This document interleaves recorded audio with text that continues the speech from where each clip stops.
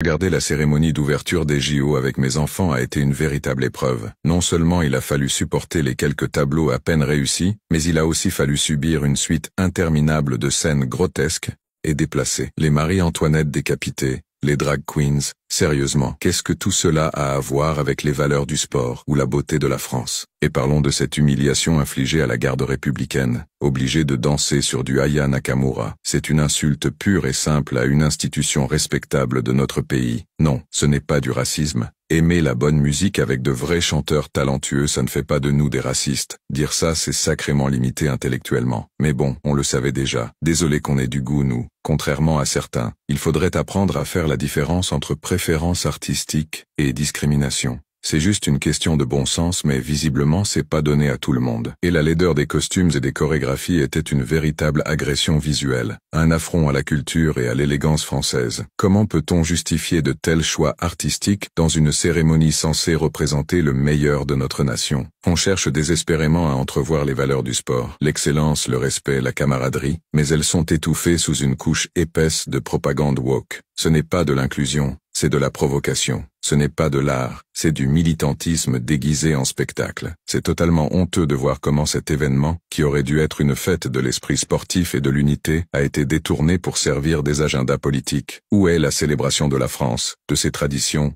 de sa grandeur? Où est la mise en valeur de nos athlètes, de leur dévouement et de leur talent? À la place, on nous impose un spectacle qui ne fait que diviser et provoquer. Il est grand temps de se demander pourquoi nous tolérons ce genre de dérive. Le sport doit être un vecteur de rassemblement, pas un prétexte pour imposer des idéologies controversées. Nos enfants méritent mieux. Ils méritent de voir des événements qui inspirent, qui élèvent, et qui leur montrent les vraies valeurs du sport et de la culture. Ce soir, au lieu d'une célébration, nous avons eu droit à une farce de mauvais goût.